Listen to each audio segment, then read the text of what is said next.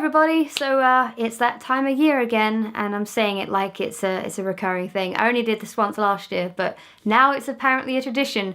This is my top 10 books that I read in 2015. They didn't all come out in 2015, so before you're like, these are just the books that I read.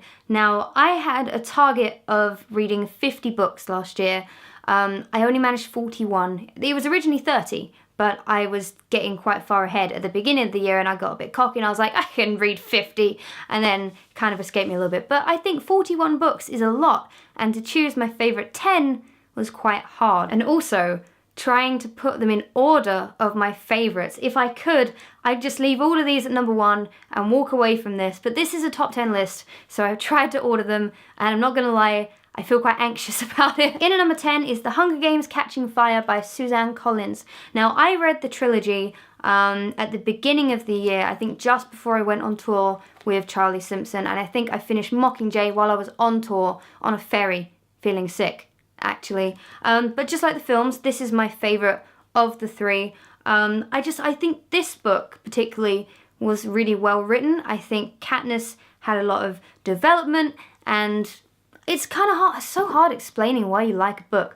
I didn't want to put this one down. I was genuinely really interested, and it kept me really entertained on tour. It's a really good book. What else can I say? In at number 9 is a very short book called All My Friends Are Superheroes by Andrew Kaufman.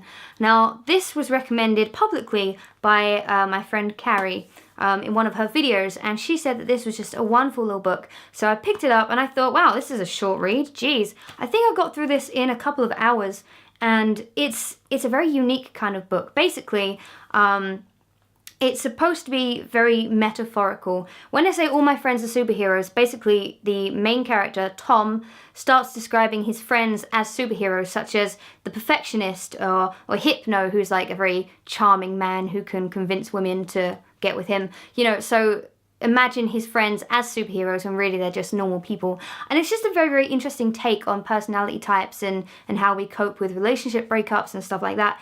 It's really good, and I really enjoyed it. In at number 8 is In Order to Live by Yeonmi Park. Now, I've only got 2 books about North Korea in this list because I feel like if I gave my honest kind of top 10 books of the year, all of them would just be non-fiction North Korea books, and that's not going to entertain anybody.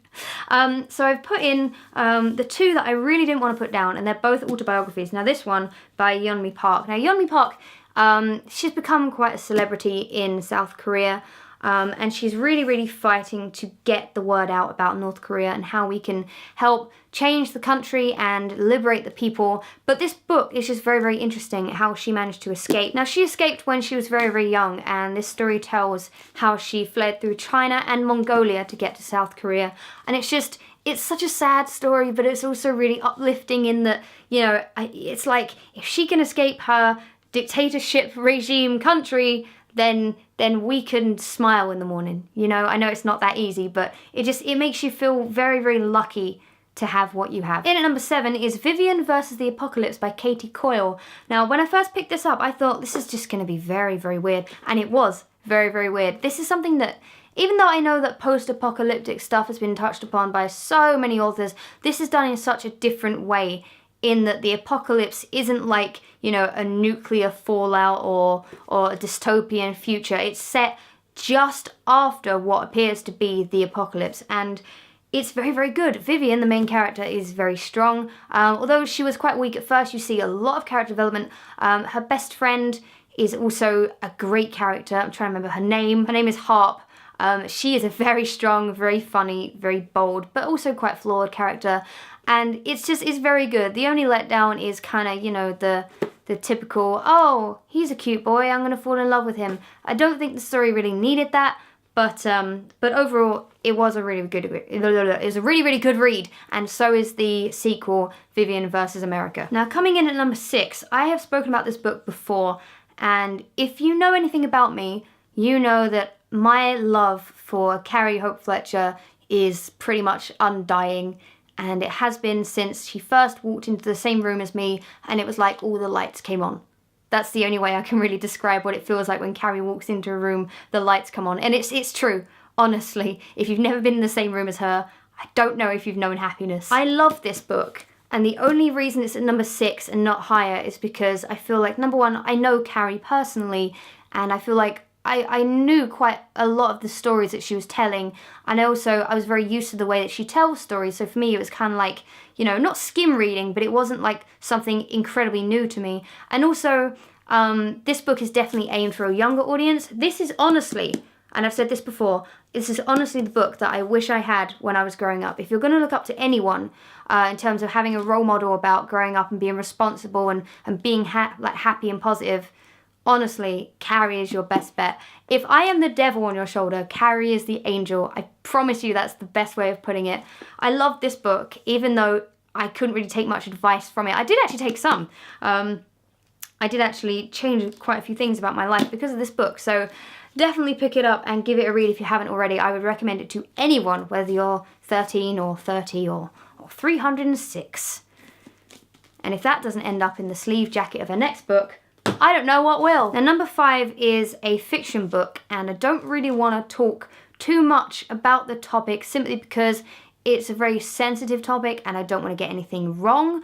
I don't want to mess with pronouns. I don't want to discredit this book in any way by getting the plot wrong. So I'm just going to read out the blurb of The Art of Being Normal by Lisa Williamson. David has always been an outsider. His parents think he's gay. The school bully thinks he's a freak. Only his 2 best friends know the real truth. David wants to be a girl. On his first day at his new school, Leo has one goal: to be invisible. Attracting the attention of the most beautiful girl in year 11 is definitely not part of that plan. When Leo stands up for David in a fight, an unlikely friendship forms. It's basically a tale of Leo and David becoming really, really close friends, and also dealing with David coming out as transgender. Like I said, I don't even feel qualified to talk about that topic. I feel like I don't know enough about it, and I don't have the experience, and I think it'd be wrong for me to talk about it. But let me tell you that if you don't know much about people who do come out as transgender or genderqueer, this is definitely a good book. It deals with the topic really, really well and really delicately, and it's also just a really entertaining read. And I hope that if you have been or are going through the same issues as some of the characters in this book, that you agree with me and that it's a suitable book. Please let me know in the comments below if I'm wrong. In at number 4 is The Girl with 7 Names by Hyun-Soo Lee. This is the other book about North Korea in this video. Hyun-Soo, which is not her real name, obviously, The Girl with 7 Names. She's had to change her name 6 times. I mean, I'm doing the math in my head. I'm presuming it's 6 times. Hyun-Soo actually had a longer time in China living undercover because if you're caught by the Chinese government, then you are sent back to North Korea to be tortured or to be executed. So her story is a lot more about being stealthy and trying to survive in China, in a country that will basically send you back to your homeland if you are caught. And it's a very sad book. It's not an easy read, is how I'd put it, but it is very, very good. And I don't know, I don't know how to explain. I don't want to say it's a good book because that has the connotation of being lighthearted and entertaining, and this certainly isn't that. It is entertaining, but in a very different way. I hope that makes sense. Number 3 is a book that I really, really enjoyed, and I will be honest, I actually listened to the audiobook of this. This is the only one on the list where I listened to the audiobook, and I feel like it did improve my experience because it was read by the author. It is You're Never Weird on the Internet, Almost, by Felicia Day. Felicia is, I can actually call her one of my friends now. I met her in LA last year and we got on really, really well, and we both hated loud noises and we both couldn't talk to other people, and it was wonderful. And she is so funny and so intelligent and such a strong female. I love her so much. That in no way has added bias to my opinion on this book. The audiobook was read by her, and her personality shines through. This is basically her autobiography, talking about how she made a name for herself on the internet and how she went from just trying to find small acting jobs in LA to building her own web series from the ground up, The Guild, which is a fantastic series. I watched it all the way through after reading this book.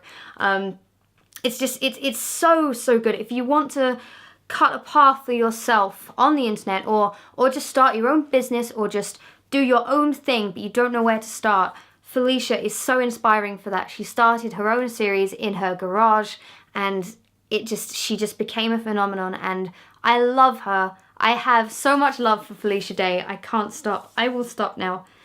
Oh, I love her. She's not watching, but I love you, Felicia. I really do. Number 2 on this list, and this is a very close number 2. This actually kind of technically should be a joint first, because I really love this. This is the Manifesto on How to Be Interesting by Holly Bourne. This is one of the first books that I read of the year, and I still remember it as one of my favourites throughout the year, even though it's been about a year since I read it. And what's really cool is if you read some of her more recent books, I'm on the sleeve praising this book, so you know I'm telling the truth. Bree is by no means popular. Most of the time she hates her life, her school, her never there parents, so she writes. But when Bree is told she needs to stop shutting the world out and start living a life worth writing about, the Manifesto on How to Be Interesting is born, a manifesto that will change everything. But the question is, at what cost? Now, from what I remember, because it's been a year, I should have done my research really, Bree starts an online blog talking about her life, and she decides to try and be a more interesting person. Bree is basically a wallflower. She sort of just, she stands on the edge of a room at parties, she's never really there. Bree tries really hard to be more popular and act like popular girls, and she starts writing about it. A little bit known to her friends, that she's writing this blog. It's such an interesting book. Even though it's young adult, I loved it. I thought it was really, really good. It really covers the topic of peer pressure fantastically well, and I honestly think Holly Bourne is one of the best young adult authors that we have today, and I'm not just lying about that. I honestly do. Read all of her books. She's such a talented writer, and that's why it's number 2. Now, number 1. What is my favourite book of 2015? What took it from the amazing book by Holly Bourne? Right. If you know me, which I'm presuming you do, you know that I don't lie. It's not in my nature to lie. If I think a book is bad or poorly written, I will tell you. I will say it, no matter whether the person writing it is my friend or not. So you already know from that I know this person. And I'm also going to be completely honest here. When I first heard that this person was writing a book, I had the thought, because I was very biased about YouTube books at the time, so it's a YouTuber, I thought, great, it's going to be some self-indulgent crap, because that was kind of the perception I had of YouTubers in their 20s writing books about their life. I'm like, you haven't even lived your life. This book changed my opinion on YouTubers writing books. Honestly, and that must be a good book to do that, because I've got some strong opinions on that. Tyler Oakley. You have written my favourite book of 2015. I'm not saying that to kiss ass. Absolutely not. Tyler, if I thought your book was shit, you know that I'd say it to you. You know I would. I don't think I have ever, and I don't know if this says anything about me, I don't think I've ever laughed out loud to a book. Because I just don't do that. I don't really cry at books. I don't really laugh at books. I was laughing a lot with Binge. I really was. This book shocked me. Like, when I first started reading it, I was like, there's so many swear words, and this is so risque and so honest and so out there. It was such an honest account of Tyler's life, and there are embarrassing photos in here. Tyler basically tells everything about his life. When he goes on about this book on his YouTube channel, and you think, yeah, YouTuber tells all, great. No, really, he does tell all. Stuff that you wouldn't think Tyler Oakley would tell you.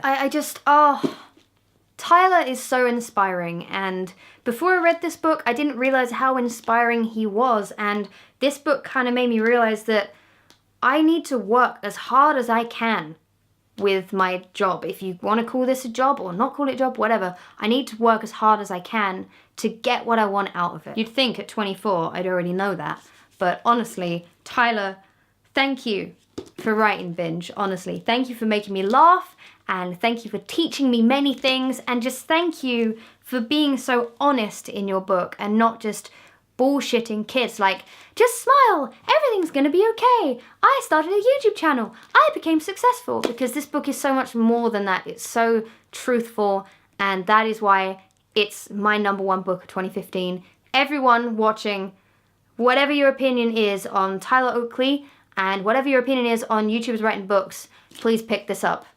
I honestly mean it. Enough gushing. Oh, wow. I'm just My room is so wet from all the gushing. Oh no, that sounds wrong. Oh no, I meant like emotional. Oh god, that sounds wrong too. Thank you so much for watching. I hope you enjoyed this top 10 list. Let me know what your top 10 books were that you read in 2015 down below in the comments. Let me know if you agreed or disagreed with my choices. It's completely okay if you think that some of the books that I read were rubbish. You are welcome to say so, of course. And just let me know. Let's have a discussion down in the comments. And thank you to all of the authors of these books for making my year, really kind of defining it in books. Does that make sense? Is that corny? Defining my life? A little bit too corny. I've already finished my first book of the year, which was an audiobook by Jon Ronson called So You've Been Publicly Shamed. I may do a review on that. I'm currently reading Let It Snow by John Green, Maureen Johnson, and Lauren Miracle, I think is her name. I'm so bad with names. And I'm also listening to an audiobook called Big Magic by Elizabeth Gilbert?